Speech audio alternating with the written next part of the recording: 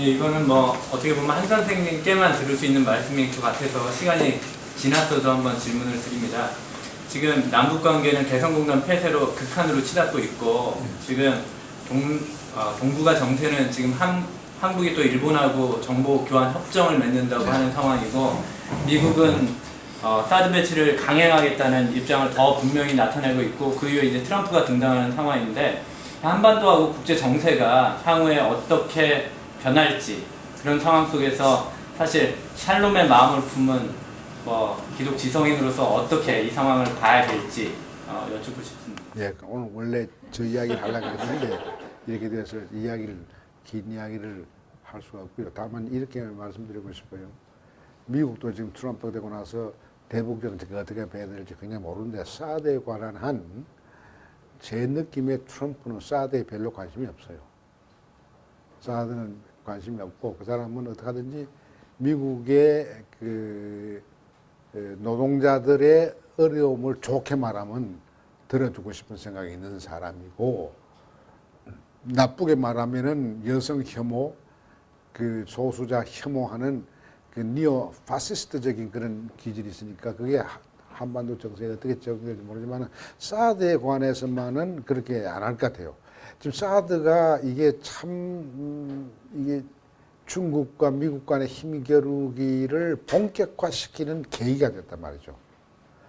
그런데 트럼프가 중국에 대해서 환율 조작국으로서 경제적인 이윤을 위해서는 압력을 넣겠지만은 군사적으로는 안 할 것 같아요. 그건 뭘 통해서 내가 짐작하냐면은 푸틴하고 상당히 좋습니다. 예, 트럼프가. 근데 푸틴하고 좋다는 말은 푸틴은 브렉시트를 통해서 약화된 나토를 더 약화시키고 싶은 생각이 있거든요. 그게 지금 마음이 맞거든. 근데 이 중국의 시진핑에 대해서는 경제적인 공세를 막으려고 하는 것은 최선을 다할 겁니다만은 군사적으로 중국을 포위하려고 하는 소위 오바마나 힐러리의 에이시아 리밸런싱 팔러시 혹은 피벗 투 에이시아 포위 정책 안 쓸 겁니다. 안 쓸기를 바랍니다. 또 쓸지 모르지. 안 쓴다 그러면 조금은 내가 숨을 돌릴 것 같아요. 그 숨을 돌리는 요때 우리가 해야 할 일이 무엇인가?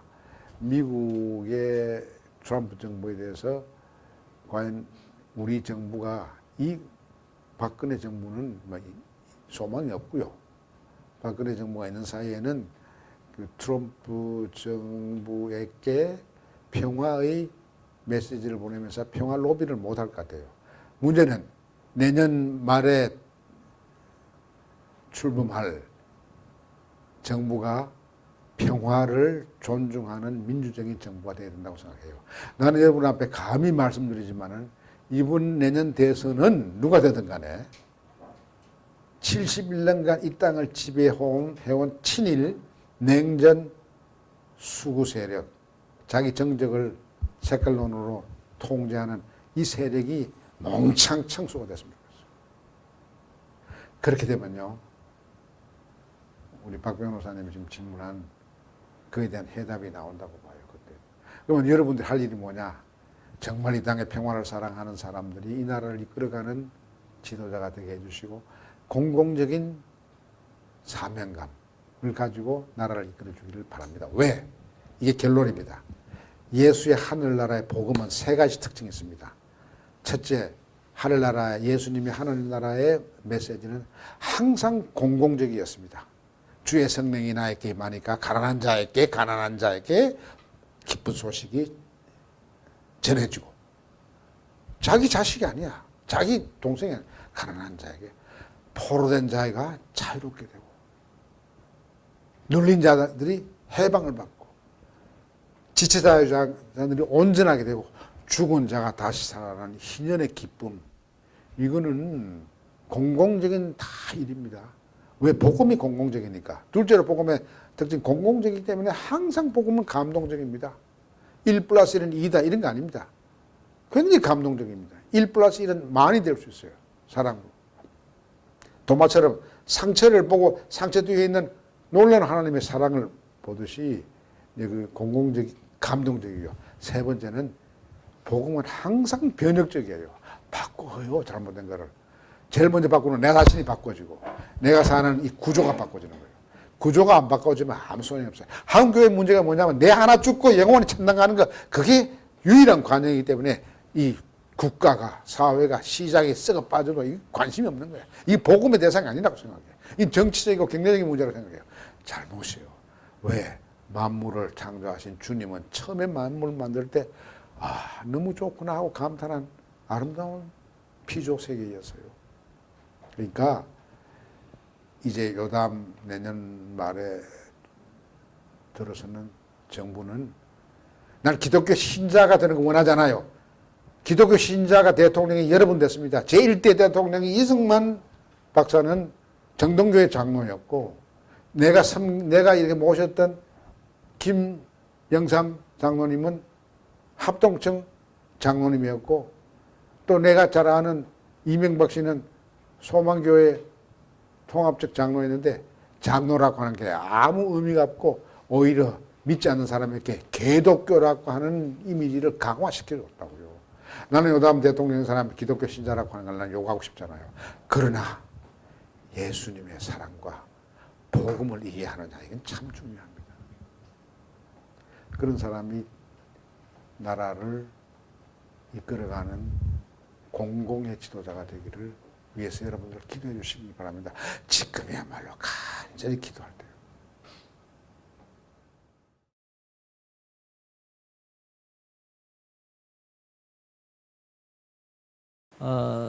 예전에 이제 통일 부총리도 하셨잖아요. 예.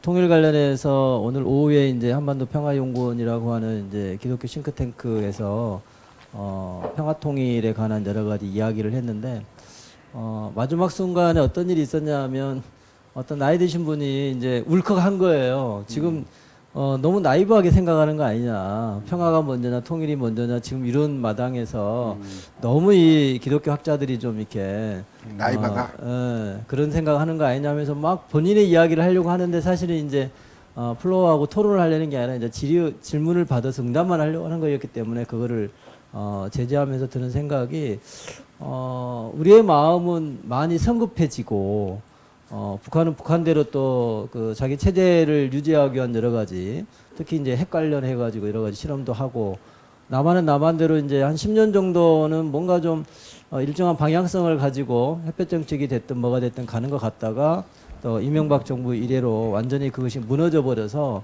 지금은 거의 강대강 싸움으로 가고 심지어는 그 실제로 한국군 같은 경우는 현장 지휘관들한테 상당한 재량을 줘버렸기 때문에 사실은 대놓고 어떤 장관 같은 경우는 저쪽에서 한 대 때리고 우리 10대 때린다 이렇게 이제 나오게 되는데 이런 상황 속에서 이제 그리스도인들이 너무 답답하지만 그리스도인의 이제 예수 따름이로서의 정신으로 볼 때 어떻게 견디면서 이 시국을 평화통일의 길로 갈 수 있을지에 대해서 한번 혹시 평상시 생각하신 거 있으시면 한번 들려주시죠.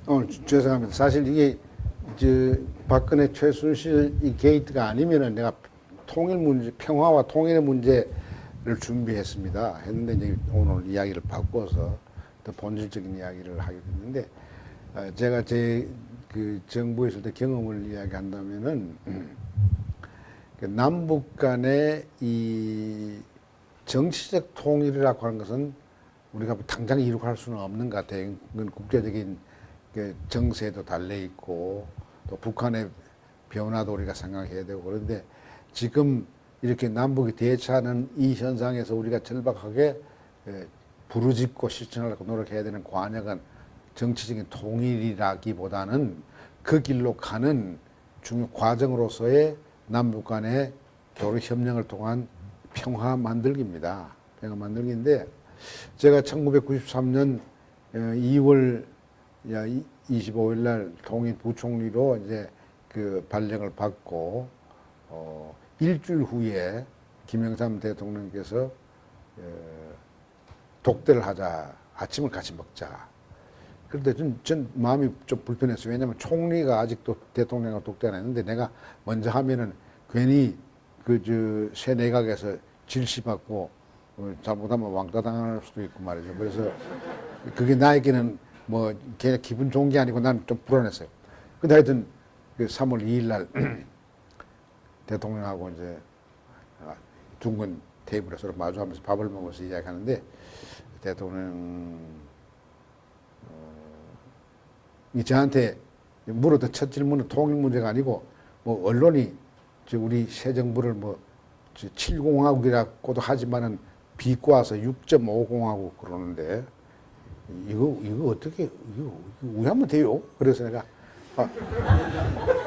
숫자를 떼십시오 그랬어요. 그러니까 숫자를 떼다니 그럼 우리 7공화국이라고 해야지 그 노태우가 6공화국이니까 떼십시오. 그러니까 떼야 할 이유는 뭐냐면은 그 숫자 붙인 것은 군사 권위주의 정부가 붙인 거다.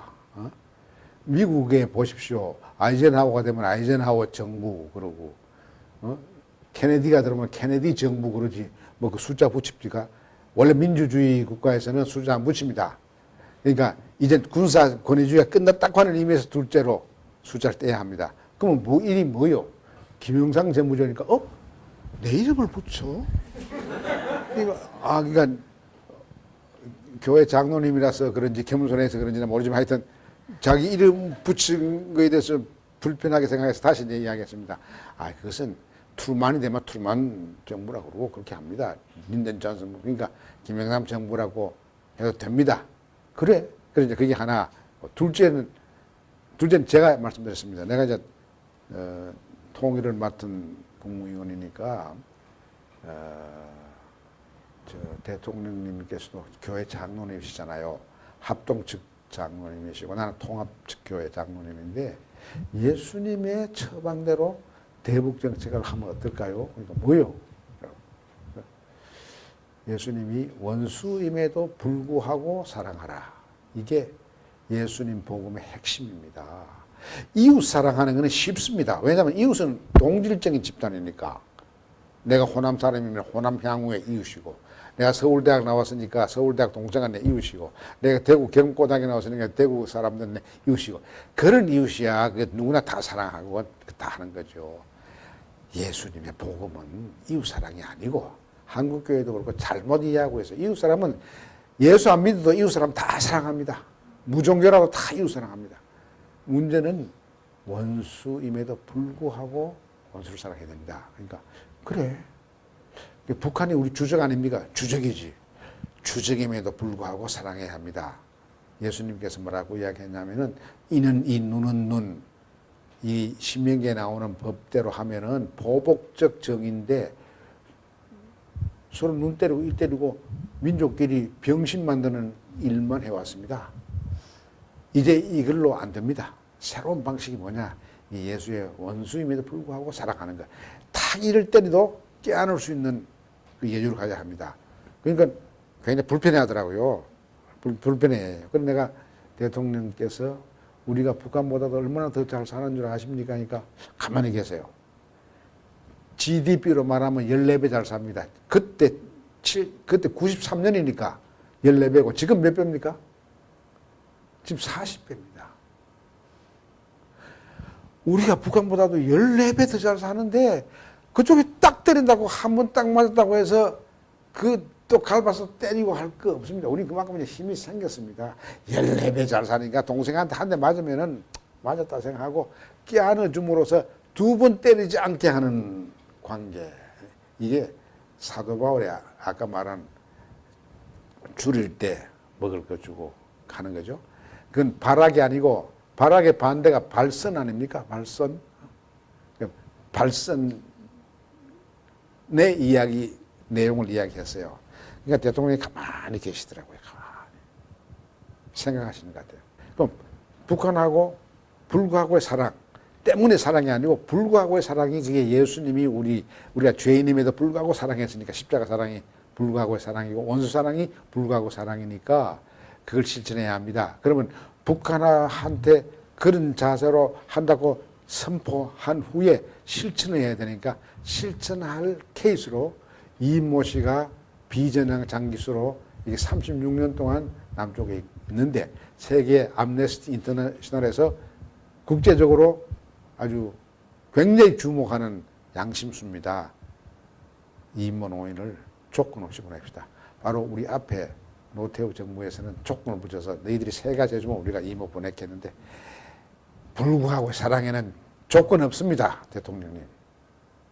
조건 없이 주는 게 이게 불구하고의 예수님의 사랑입니다. 그랬거든요.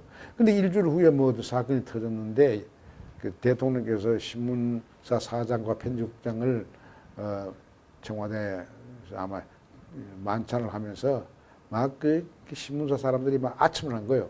아첨한 거 아니죠. 대통령 각하. 당군 이래 최대 인기가 높은 대통령이 각하입니다. 지금 국민들의 지지가 92%입니다. 사실 92% 그게 없었습니다. 그때 안가 때리 부수고 할 때 뭐 대단했잖아요. 그 후에 또 하나회도 막 척결하고. 하나회 척결하기 전입니다만 하여튼 그러니까 뭐 대통령이 기분 좋아가지고 또 이 OS가 그 기분 파니까 여러분들 좋습니다. 여러분에게 선물 하나 주죠. 그리고 말씀한 게 이모 노인 가족 부모로 보냅니다. 이 특종이죠. 그 나하고 저하고 이혼도 안 하고 그렇게 일방적으로 이야기했는데 그 자리에 대통령 비서실장이 있었거든요. 이 사람은 알았어요. 그래서 나를 찾았어요. 난 그 시간에 저 김덕용 씨하고 최영우 씨하고 따로 저녁을 먹고 있었는데 9시 반쯤 돼서 막 흘러려 왔어요. 와가지고 어이 한무총리 큰일 나다. 대통령이 지금 이런 말씀했는데 엠바고는 내가 걸어놨지만은 이거 내일 신문에 나면 이거 큰 사건이 되니까 이거 수습하라. 그래 그 수습하려고 그 다음날 아침에 롯데 30몇 층에 그 안기부장 그 특방이 특별 사무실이 있습니다. 거기 이제 안보회의를 소집했죠. 하니까 뭐 국방부 장관, 외교부 장관 뭐다 아니 부총리님께서 새벽에 우리를 소집합니까? 무슨 국가 비상 사태가 벌어졌습니까? 그래서 내가 박관종 씨가 들어오길래 눈짓으로 당신이 이야기해. 당신이 현장에 있었으니까 이야기해. 그러니까 입을 딱 다물고 이야기를 하는 거야.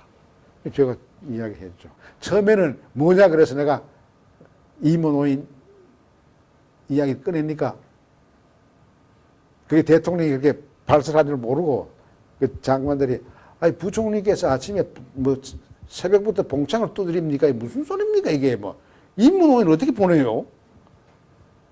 그래서 다시 내가 박관종 씨한테 이야기를 안 하길래 내가 어제 대통령이 이렇게 말했다. 그러니까 꼼짝도 못해요. 90% 올라가는 대통령 밑에서 그게 무섭죠. 그때는 지금 10%로 떨어지니까 지금 다 이렇죠.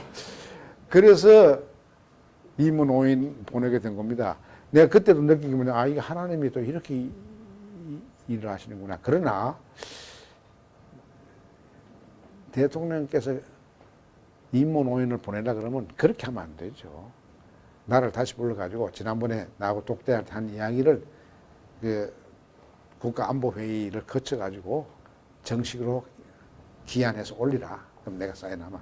그러면 서로 좋은데 그렇게 터졌기 때문에 아 제가 국회 가서 얼마나 어려움을 당하는지 몰라요. 국회 가니까 뭐 그 냉전적인 그 안기부 장관 했던 사람이나 뭐 통일부 장관 했던 사람이나 그 외통위에 가서 뭐 이상주의적인 학자가 되니까 말이야 현실을 모르고 임무를 조금 없이 보내다니 이럴 수가 됐냐. 뭐 얼마나 당했는데 내가 아, 술 잡수시다가 기분 좋아서 했다 이 말 할 수가 없잖아요. 그러니까 재임 내내 제가 그 십자가는 다 졌습니다. 내가 책 한반도는 아프다라는 책을 2, 3년 전에 냈는데 거기서 비로소 현실을 이야기했지만은 예를 들어서 나는 그런 것이 그 우리가 각자 삶의 자리가 다르지만은 남북 관계를 통일은 당장 안 된다 하더라도 남북 간의 샬롬을 만드는 일에는 여러분들이 할 일이 있을 거예요. 난 이거 하나만 이야기하고 여러분들이 할 일이 여러분 찾으시기 바랍니다. 지금 남북 관계 평화가 안 되는 가장 큰 이유는요. 북한의 강경 군부와 남쪽의 수구 반공주의 권력 세력이 상대방을 공식적으로는 그렇게 저주하고 미워하면서도 북괴라 그러고 남괴라 그러고 제국주의라 그러고 뭐 공산 주체사상자라고 욕을 하면서도 이상하게 남북 강경 세력이 득세해서 상대방을 강경하게 몰아붙일수록 그 강경 세력은 그 체제 내에서 권력 기반이 단단해져요. 그걸 제가 적대적 공생관계라고 이름을 붙인 거예요.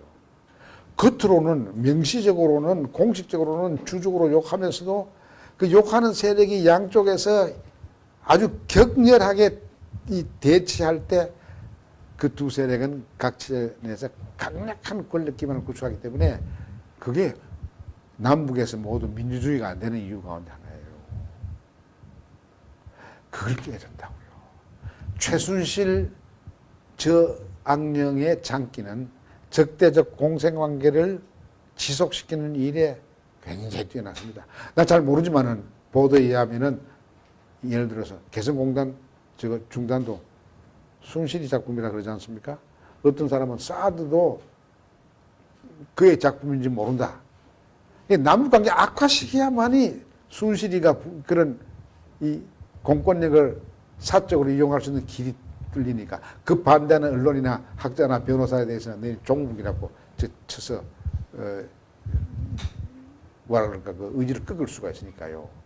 그러니까 그런 이 적대적 공생관계는 이게 의도적으로 생기는 게 아니고 결과적으로 그렇게 되는 것이죠. 서로 도는 것이죠. 이런 관계를 여러분이 아시면은 여러분 주변에 적대적 공생관계를 약화시키는 일을 내가 변호사로서 할 수 있는 일이 못하는 거라. 널려 있습니다. 할 일이. 난. 그래서 내 그 책 부제가 내 그 비망로 한반도는 아프다. 아프죠. 평화가 깨졌으니까 아프죠. 그리고 부제가 남북 간의 적대적 공생관계. 그리고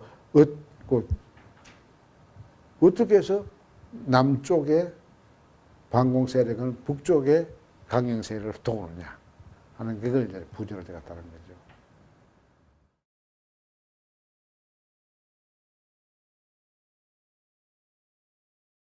지금 현재 이제 문제되고 있는 박근혜 이제 최순실 게이트에 대해서 네. 한번 여쭤보려고 합니다. 좀 크게 이야기하시고.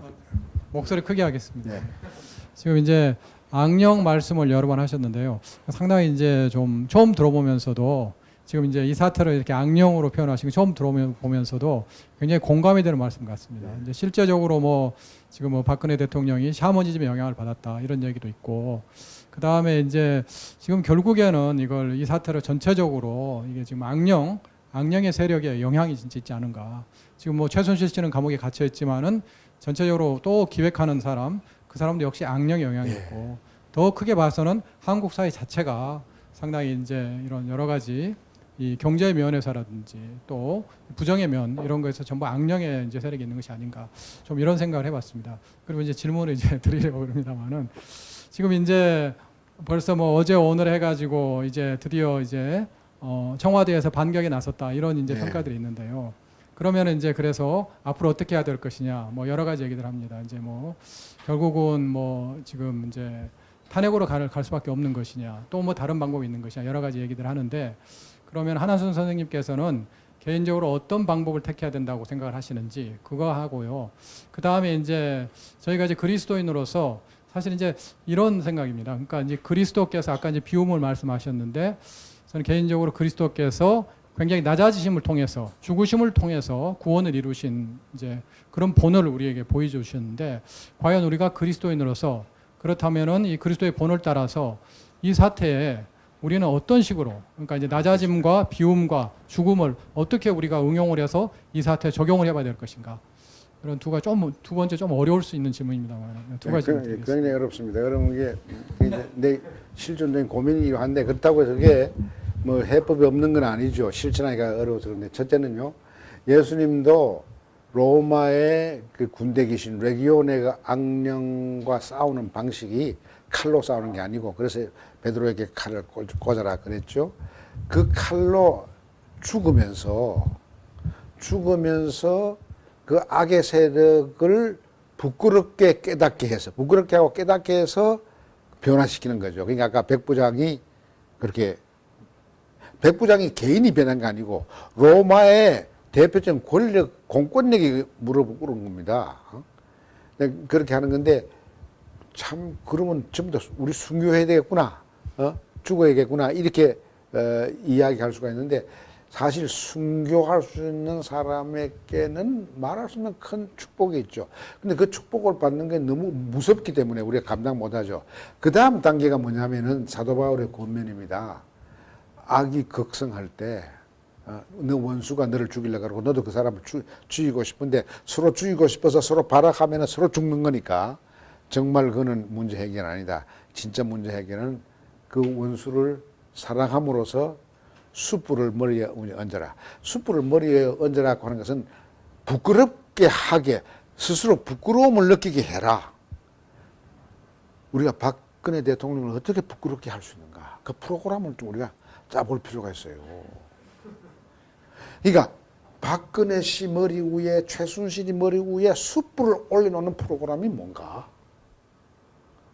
그걸 공동으로 기도하면서 머리를 짜낼 필요가 있어요. 당장 누가 뭐 폭력을 해서 제거한다는 건 이는 우리 그리스도인의 방법이 아닙니다. 예수의 방법이 아닙니다. 그러면 순실이와 박근혜 씨, 특히 박근혜 대통령은 그 자기는 사교를 믿지 않는다. 뭐 굿들 했다 그러는데 안 했다 이렇게 하는데요. 내가 그 이야기를 보고서 진짜 사탄의 주술에 잡혔구나 하는 걸 느끼는 거예요. 왜 그러냐면요. 정신병 환자 중에 난 절대로 정신병에 안 걸렸다라고 하면 고치기 어렵대요. 그게 진짜 무서운 정신병 환자래요. 근데 정신병 환자 중에 나 요즘 좀 이상해요, 선생님. 내가 좀 약간 내가 봐도 좀 이상하다. 이렇게 이야기하는 사람은 고치기가 쉽답니다. 자기가 절대로 최태민의 주술에 안 빠졌다고 그렇게 공개적으로 이야기하는 거 보고 주님, 저분은 악령의 주술에 아직도 있습니다. 악령에서 벗어나게 하는 그 부끄럽게 하는 프로그램이 뭘까? 근데 지금은 막 촛불을 들고 막 폭력을 하면은 절대로 안 부끄러워집니다. 악이 생깁니다. 그러니까 박 대통령을 부끄럽게 하는 것은 굉장히 상수한 평화적인 시위를 통해서 폭력을 절대로 행사를 해서 안 됩니다. 그러니까 지난 토요일 날은 100만 이상이 모여서 그렇게 했다는 것에 대해서 눈물이 나더라고요. 그래서 아까 내가 5년 전에는 4년 전에는 왜 이따위로 역사를 주관하십니까 하고 대들었던 기도를 했던 제가 주님 제가 잘못 판단했네요. 주님의 생각이 이렇게 깊을 줄 몰랐습니다. 보세요. 이명박 박근혜 8년 8개월 만에 그 민주주의가 계속 후퇴가 됐는데 시민들은 난 자는 줄 알았어요. 의식화해서 자는 줄 알았는데 잔 게 아니더라고요. 다 하나님께서 깨어서 일할 수 있는 상태로 만들어 놨더라고요. 뭐 우리 운동권 한 사람이나 내가 옛날에 78년에 지식인과 허위인식이나 뭐 민중과 지식인 뭐 이런 거 해가지고서 그때 읽었던 학생들이 뭐 이렇게 386 세대로 나가고 했지만은 그런 나 같은 사람이 있어서가 아니고 이번에는 시민들이 자발적으로 평화적으로 시위행동하고 폭력 안 쓰도록 하고 이런 거 보고서 하나님이 감사합니다. 8년 8개월 동안 민주주의가 후퇴할 때 가슴 아프고 했는데 조용히 누룩처럼 하늘나라가 번졌군요. 누룩이 번질 때 뭐 소리 내고 번집니까? 하나님이 하신 일이 있는 것 같아요. 근데 그 누룩처럼 이렇게 번지는 가운데서도 저 주술을 하여 있는 사람을 어떻게 깨닫게 하는가? 주술에서 벗어나게 하기 위해서 먼저 그 부끄럽게 하는 일을 그 사도 바울은 그 심볼릭하게 메타포로서 머리에 숯불을 넣는다 그랬는데 그게 숯불 21세기 아니 2016년 대한민국에서 11월 말 숯불을 얹는 게 구체적으로 어떻게 나타나야 할 것인가 여러분 네, 숙제를 줍니다. 같이 고민합시다. 참 좋은 메타포예요. 부끄럽게 하나. 제일 훌륭한 스승이 제자를 야단쳐서 창피하게 하는 게 아니고 스스로 부끄러움을 느낄 수 있도록 강제로 이놈아 부끄러워해 아니면 내가 죽여 이거는 절대 부끄러워 안 합니다. 발악시키죠. 부끄럽게 하려면 감동이 있어야 돼요. 백부장이 감동으로 거꾸러진 것은 예수가 저렇게 억울하게 조롱당하면서 아프면서 저 사람을 용서해 주십시오 라고 기도하는 거 보고, 야, 저거는 우리 황제의 택도 없다 생각 못한다. 그러니까 예수님 보고 당신은 하나님의 아들이라고 하는 것은 이 백부장이 초등학교 때부터 학교에서 육군사관학교 졸업할 때까지 줄기차게 들었던 게, 우리의 시자는 황제는 하나님의 아들이라고 배웠거든요. 그게 로마의 신학 아닙니까? 로마의 신학이 하루아침에 자발적으로 부끄러워서 깨지는 것이죠. 사형수 당신이 진짜 하나님의 아들이다. 그 말이 나오도록 해야 되죠. 아, 내가 정말 한국 크리스찬들의 성숙한 깨우침으로 내가 주술에서 벗어났습니다. 감사합니다. 그 말이 박근혜 씨 입에서 나올 수 있도록 하는, 그게 뭔가. 그게 우리가 고민해야 할 이야기죠. 참 어렵습니다. 욕하기는 쉽고 주먹질하기는 쉬운데 그걸로 절대로 안 돼요. 그 케노시스의 감동이 그거죠.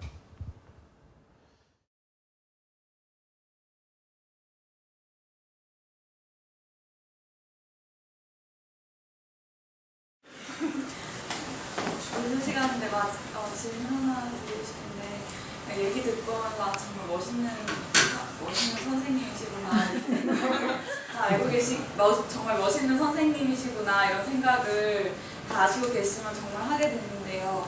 혹시 이제 신앙생활 하시면서, 그러니까 인생을 돌아보셨을 때 이런 큰 일들을, 개인이 겪기에는 참 큰 일들을 그 시대에 겪으시면서 그 직전에 혹시 하나님께서 너가 지금 이런 상황에 처할 것이다라고 그러니까 예표 같은 거를 주신 경험이 있는지, 아니면 정말 선생님은 성경을 붙들고 나가셨는지, 아니면 하나님이 특별하게 뭐 말씀하셨거나, 그 성령님 아까 도마한테 찾아오셨던 것처럼 그런 신비한 건 아니더라도 돌이켜보니 이랬구나 하는 게 있으신지, 선생님을 이끄신 그 중심에는 뭐가 있나요? 그런 거는 여러 분 있었어요. 여러 분 있었는데요. 저는 이런 타입의 신자는 아닙니다. 당신은 언제 성령을 받았는데 그날 당신이 구원받았는 날을 기억하느냐? 나는 모릅니다. 그거는 난 모르고요. 그러나 그 억제할 수 없는 하나님의 사랑에 압도되어서 느낀 점은 여러 분 있었어요. 그 가운데 하나만 이야기할게요.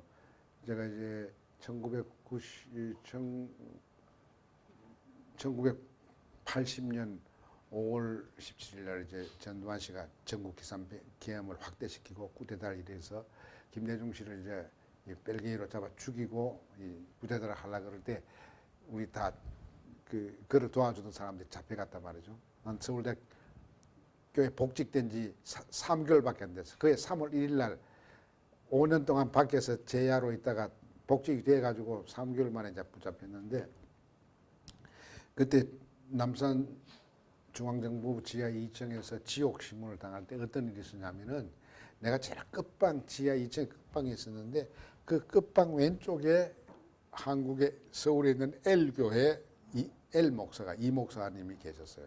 그 앞에는 이제 고려대학 이문영 교수가 있고 그 옆에는 한승은 변호사가 있었고 뭐 이제 그랬는데, 이 L 목사 각 방에 4사람의 중앙정보부 요원이 돌아가면서 신문을 했어요. 자기들은 이제 뭐 교도로 자면서 하고 우리는 잠도 안 재우고 하니까 뭐 참 무지무지한 고통스러운 신문을 보냈는데, 내 방에 있는 4사람은 어떤 나에 대해서 폭력을 가하지는 않았어요. 근데 옆방에서 퍽퍽 맞는 소리가 나고 아야야 소리 나고 그 엘 목사의 목소리가 들리는 거예요. 그러면 우리는 방문을 이렇게 열어둡니다, 조금씩. 그러면 그쪽에서 이제 화장실 가면은 그 뒤에 조사관이 따라가는데, 그 엘 목사가 갔다가 돌아올 때는 얼굴을 마주보게 되어 있는데, 마주보면 내가 V자라도 걸려서 이렇게 용기를 주려고 그러는데 뭐 얼굴이 시커멓게 되어서, 그분이 얼굴이 굉장히 밝은 분인데 죽은 얼굴, 흙으로 된 얼굴이더라고요. 그렇게 이제 가슴 아프게 느꼈는데, 어느 날 그쪽을 신문하던 팀장 말고 밑에 그 졸개가 순복음교회 집사라고 말하면서 또 나한테 와서는 잘합니다. 참 그 폭설 이상합니다. 다 같은 죄수인데 자기가 맡은 사람에게는 잔인하게 하면서도 옆 사람하고 관계 없으면 내한테는 한 박사님 책도 읽고 뭐 이런 거 굉장히 딸이도 붙이고 뭐 잘합니다. 근데 그 사람이 이제 그 잘하는 사람 중에 이제 김 집사라 그러더라고요. 근데 내가 그 사람한테 잘해줬어요. 질문하면 친절하게 대답하고 잘했는데 하루는 내가 그 사람한테 김 선생 내가 부탁이 있는데 좀 들어주시겠어. 그러니까 한 박사님 무슨 부탁했습니까?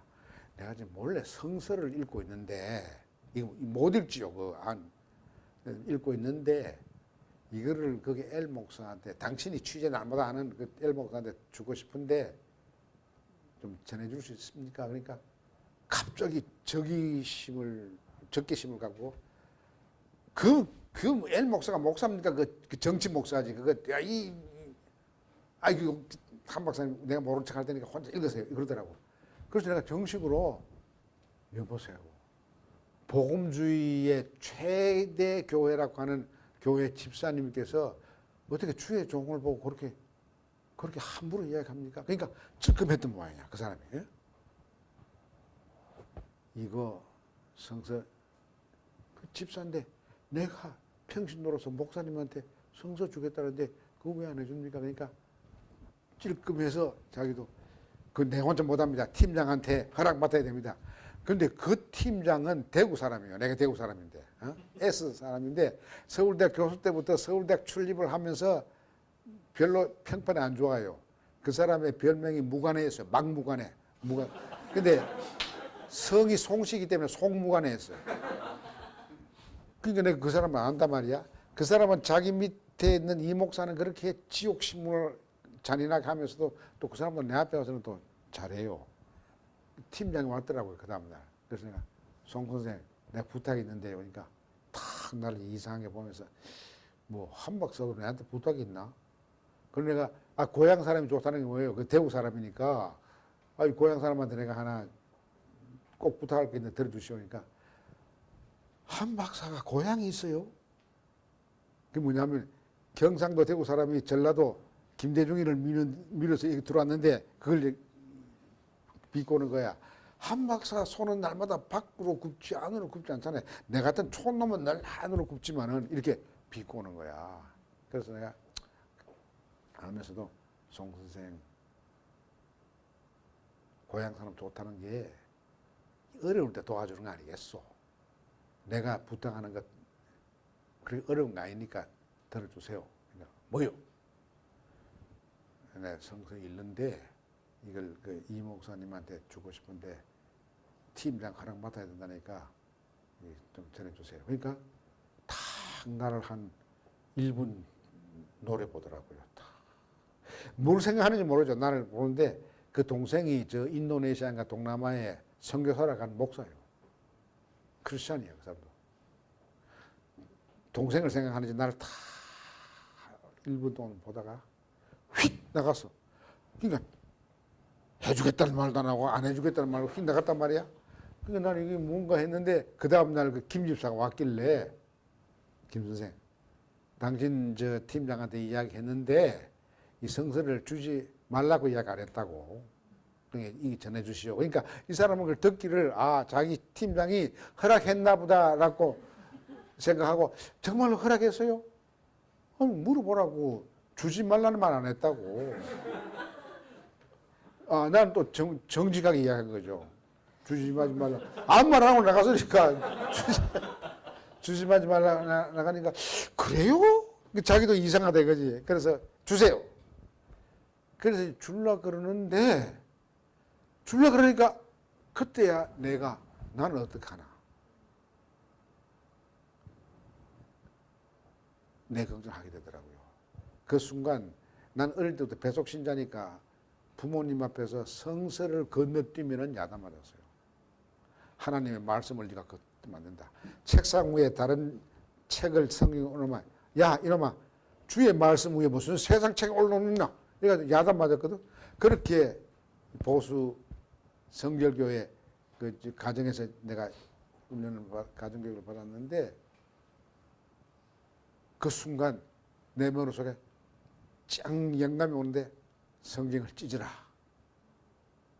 그 성경을 찢으라니까 목사님한테는 예수님을 드려야지 해서 사복음서를 주고 나는 평신도니까 행전부터 내가 했는데 그 책 제본이 어떻게 되든지 행전과 요한복음 사이를 찢으니까 쫙 잘 찢어지더라고요.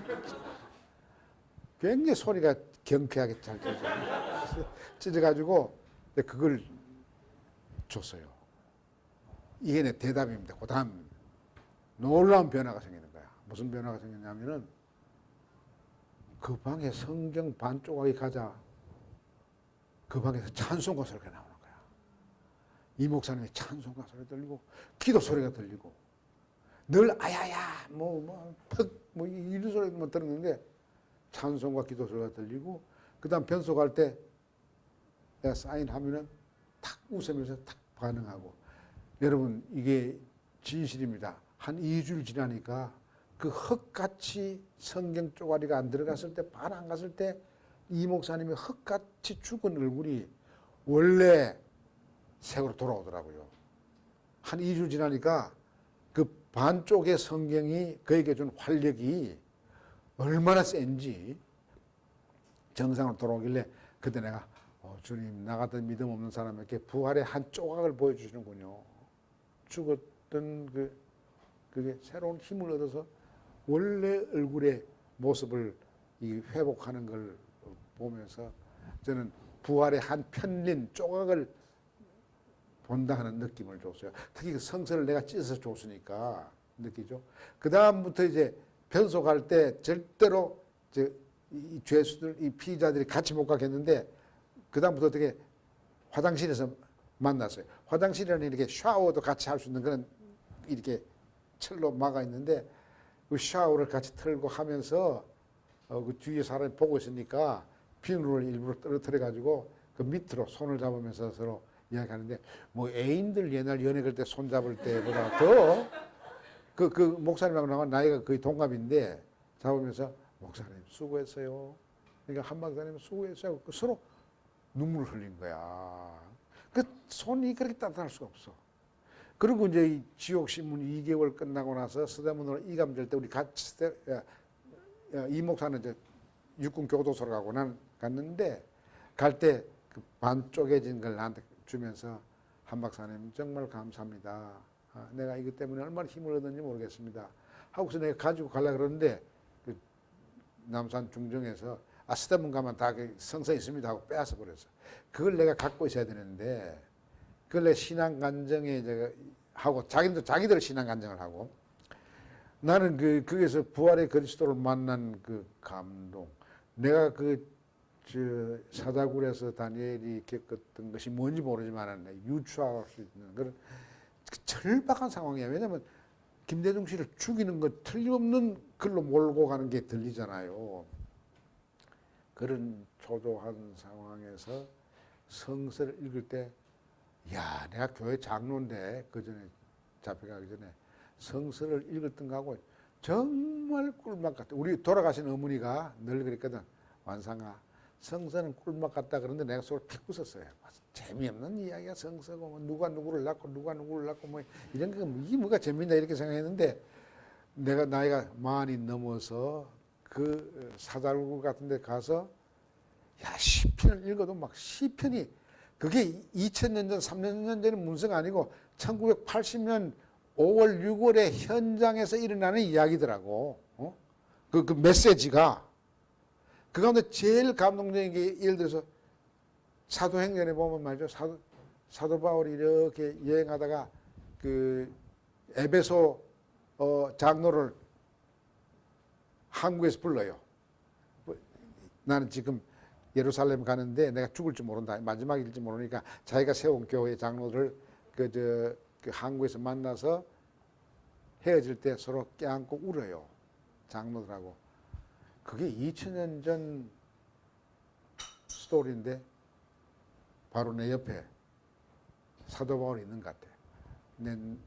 내가 사도 바울을 만나서 서로 껴안고 울던 장로, 에베소 교회 장로처럼 하염없이 뜨거운 눈물이 줄줄 흐르는 거예요.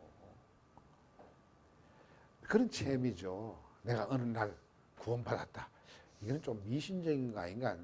내 말을 잘못했는지 몰라도 역사적인 사건 속에서 보여주는 하나님의 임재하심 이런 건 있죠.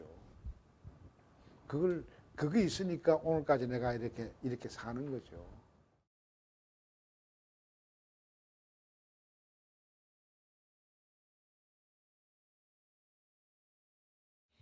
제 질문은 그러니까 요즘 이 시대의 젊은이들이 저도 아직 20대 후반인데, 그러니까 전 다음 세대에 관심이 많습니다. 예. 근데 저도 중고등부 교사도 하고 이제 저보다 더 어린 친구들이나 이제 20대 초반의 친구들을 만나면 이 사회나 이 시대에 대한 회의감이 너무 세서 희망이 없다고들 많이 말하는데, 제가 그런 친구들을 볼 때 어떠한 희망을 얘기해야 될지 사실 저도 잘 모르겠거든요. 저조차도 한 살 한 살 더 나이를 먹으면서 예전에 뭐 교회 다닐 때 비전이나 꿈이나 이런 거 얘기했던 것들이 다 너무 허망하게 느껴지고, 과연 여기서 내가 이 사회에서 무엇을 할 수 있을까.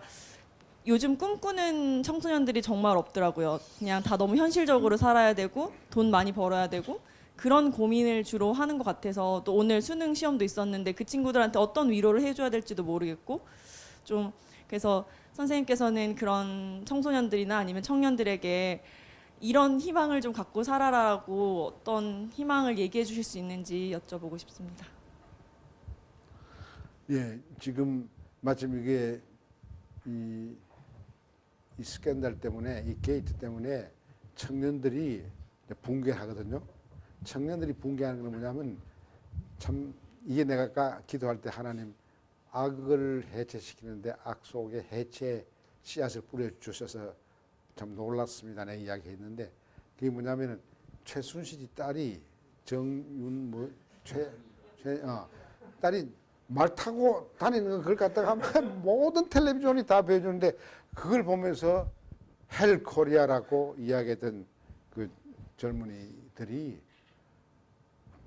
저 여자는 어떻게 됐길래 금수저가 돼서 학교도 별로 안 다녔으면서 고등학교 졸업하고 제일 좋은 여자대학에 가느냐. 저게 빽이 대통령이고 그러니까 그렇겠다. 그런데 그 아이가 또 뭐라 그러냐면은 뭐 돈 많은 빽 있는 부모를 갖는 것도 능력이다. 뭐 또 이런 식으로 이야기해서, 그게 나 같은 사람이 옛날에 3, 40년 전에 민중과 지식인 쓴 것보다도 100배 효과를 주는 의식화를 시켰단 말이야. 그 말 타는 거 보고서 막 붕괴한 거야. 붕괴하는 건 뭘 의미하면 소망을 갖기 시작하는 징조예요, 그게. 저걸 뚜리 깨야 되겠구나. 나는 흑수저인데 어떻게 저거는 금수저가 돼가지고서 뭐 대학 입학시험도 안 치고 보니까 고등학교 17일밖에 안 다니고 졸업하고 어떻게 이럴 수가 있느냐 하는 의식화를 생겼는데, 그게 성령이 하는 일이요. 나는 그렇게 생각합니다. 성령이라고 하는 게 21세기도 그런 식으로 작동하는 거야. 근데 뭐 각 텔레비전이 뭐 그런 걸 알고 일부러 의식화 시키려고 했겠어요? 그냥 그림 내보낼 게 별 마땅한 게 없어요. 그래서 최순실 딸 늘 말 타고 하는데, 말 타는 건 주로 뭐냐면 각 나라의 귀족의 딸들이 탑니다. 프린세스가 타고 이제 그렇거든요. 말을 탄다는 건 말이 비싼 동물이니까 그 돈 있는 귀족 아니면 그렇게 어린 나이에 말을 못 합니다. 최순실은 지가 어릴 때 가난하고 뭐 아버지가 뭐 그런 거 알 거 아니에요. 그런데 신분은 낮고, 그런데 자기가 돈을 갖고 있으니까 딸만은 어떻게 한번 귀족으로 만들기 싶어서 했는데, 그 모습을 본 게 이제 소망을 주는 계기가 됐는데, 사실은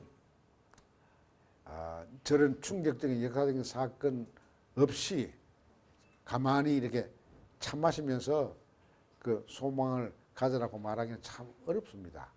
그 역사 현실에 부딪히면서 이제 하는데, 우리 기독교 신자가 갖는 하나의 기쁨은 뭐냐면, 모든 우리 머리로 헤아릴 수 없던 독특한 사건이 터질 때, 하나님이 하시는 일이 이렇구나 라고 하는 생각을 하도록 우리를 성령으로 늘 인도해 주시는 게 있어요. 그러니까 소망은 그렇습니다. 근데 내가 소망 이야기 하니까 내가 감옥 가서 서대문 감옥소에서 어떤 일이 있었냐면, 그건 도움이 됐는지 모르겠어요. 남산중앙정부 지하 2층에서 2달 동안 지옥신문당하고 서대문 감옥에서 가니까 어떻게 기쁜지. 뭐 그건 신문하는 지옥 신문하는 사람이 없으니까 조그마한 0.7% 7평의 조그마한 방에서 그야말로 똥통을 안고 뭐 지금은 보니까 이거 교도소가 갈 만한 곳이더라고. 호텔 같더라고요. 근데 그때는 말이 정말 열악했어요. 서대문 형무소가. 그런데 이제 그 안에서 있는데 27살 먹은 잘생긴 남자 교도관이 이렇게 왔다 갔다 하다가 나보고 뭐 한 교수님 뭐가 좋다고 여기 감옥에 와서 뭐 혼자 노래 부르고 뭐 이제 웃고 그러냐고. 그리고 이제 교도관이 같은 감방에 있는 대학생 운동권에서 잡혀오면 감방에 빨간 표를 붙입니다. 이 방공법이나 국가보안법 하는 거 빨갱이다 이래서 이제 표시를 하는데 우리가 무슨 인권 유린당한다고 생각하면 우리 막 발로 막 문을 찼어요. 우리 이제 교수들, 변호사, 뭐 또 이제 문인들 이런 사람들이 갔으니까. 그러니까 어느 날 그 학생 하나도 자기도 뭐 선생님이 있고 이러니까 문을 찼다가 교도관이 지나가면서 야, 너 빨리 너는 앉아. 그 이야기 다 들었단 말이지. 그 다음부터는 그 젊은이를 빨개이라 그랬다고 우리가 발로 막 문을 차가 야단해서 그 교도관한테 사과를 받았어요. 그 사건이 있고 나서 얼마 안 됐는데 그 젊은 교도관이 내 문을 탁 따더니만 그 10시 반쯤 됐는데 저 교수님 좀 일어서세요. 매트레스를 이렇게 앉아있는데 요 나와서 철장으로 저기 들어 입구에 사람이 누가 오는 좀 봐달라 이거야. 그 당신 뭐 하는 거야 지금? 그러니까 솔직히 말해서 내가 그 교수님 앉은 거기 앉으면 행복해질 것 같고 희망을 가질 것 같다 이거야. 왜? 그러니까 묻지 마세요. 그리고 이제 앉아가지고 내 흉내를 내는 거야. 책이 이렇게 쌓였으면 제일 위에 성경이 있거든. 내가 이런 영어를 보면 얼마나 좋을까? 찬송가 내가 이렇게 혼자 그 흉내를 내더라고요. 그 사회학 전공 서적이 있으면 그걸 보고 야 내가 이거 얼마나 좋을까 흉내를 내는데 나는 간수가 돼가지고 누가 오는지 그 이제 망을 본 거야. 그런데 죄수와 간수는 원수입니다. 서로 싸웁니다. 근데 내가 혹시 누구가 다른 사람이 다른 건물에 있던 교도관이 들어와가지고 이 사실을 알면은 이 간수는 행형법에 저촉이 돼서 행형법에 의하면은 이 간수가 공적인 이유 없이 죄수방을 따고 못 들어가게 되었습니다. 그러니까 들켜서 행형법에 의해서 무슨 벌을 받을까 봐서 내가 조마조마한 거야. 내가 조마조마한 걸 느끼면서 내가 저 사람을 사랑하나 보다. 저 사람이 벌 받기를 원하지 않는 거예요. 그래서 내가 한 3분 정도 그렇게 흉내내고 하는데 누가 오는 것 같다고 거짓말 했어요. 그러니까 이거 싹딱 나왔거든. 내가 그 일을 당하고 나서요. 내가 많이 생각한 겁니다. 저 사람은 자유인이고 나를 감시하는 교도관이고 나는 죄수로 이 더러운 이 0.7편 방에 갇혀 있는데 저 사람이 나를 부러워하는 것은 뭘까? 희망이죠. 내가 그 후에 물었습니다. 당신 나이 27이고 나는 이제 40이 넘었는데 당신 나를 부러워하는 게 뭐냐? 그렇게 이렇게 대답합니다.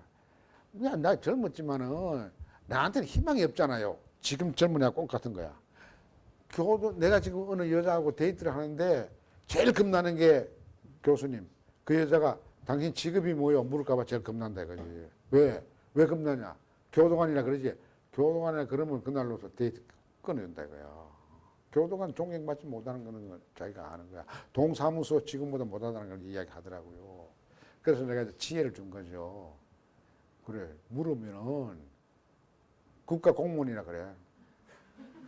거짓말 아니잖아요. 교도관.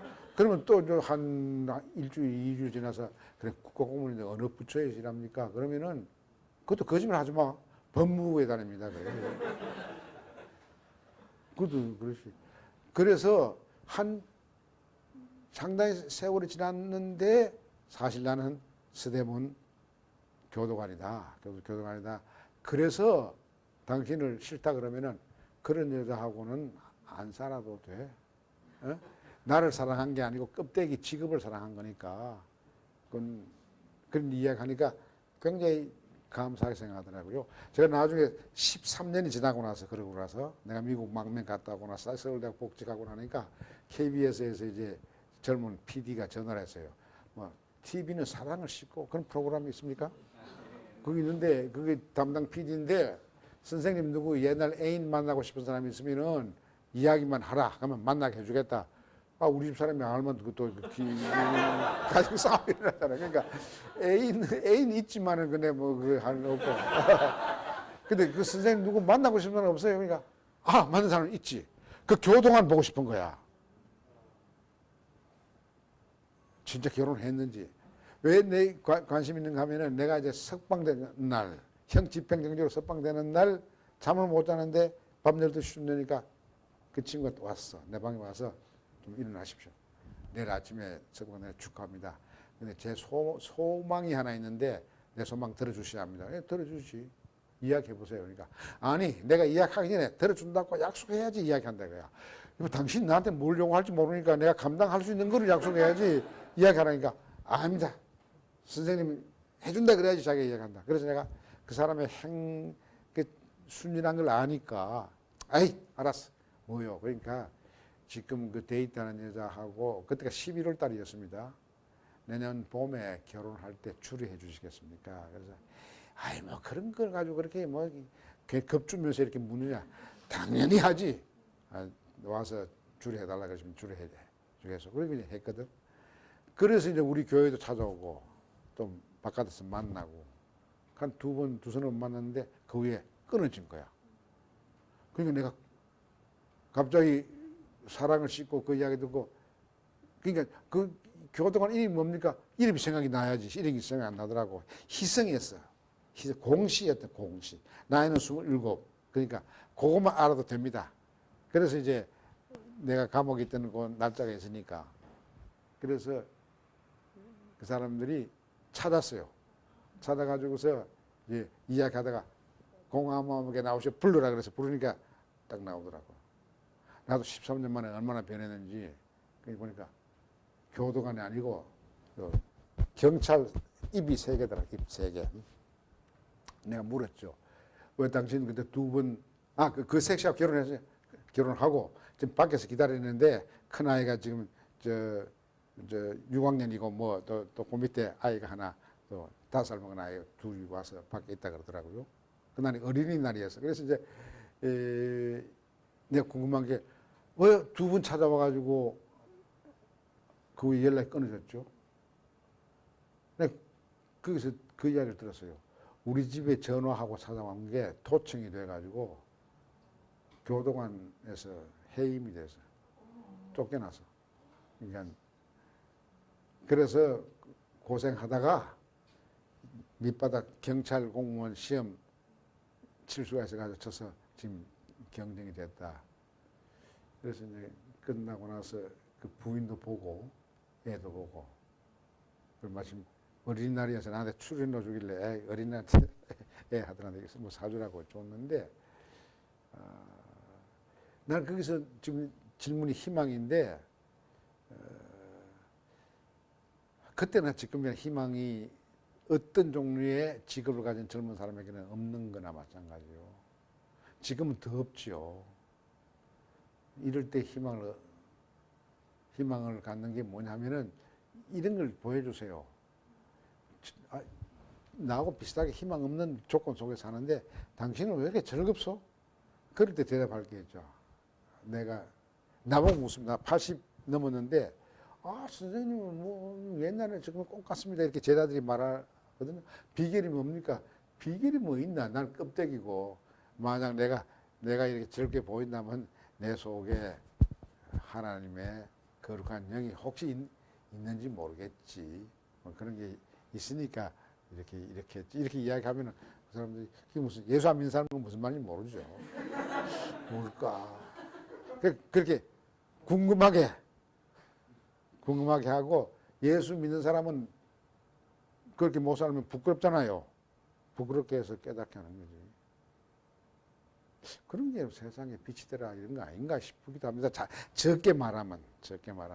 그러나 더 크게 말하면은 나중에 좋은 공적인 영향력이 있는 자리에 있을 때는 그때는 모범적으로 딴 사람이 말 못하는 것도 말하고 행동하고 해서 감동을 주세요.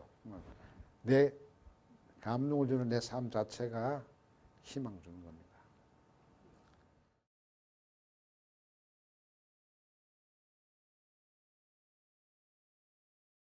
먼저 단도직입적으로 CLF 기독법률가에 오셔서 정말 귀한 말씀, 많은 깨달음을 주셨는데 더 깨달음을 얻기 위해서 여쭤보겠습니다.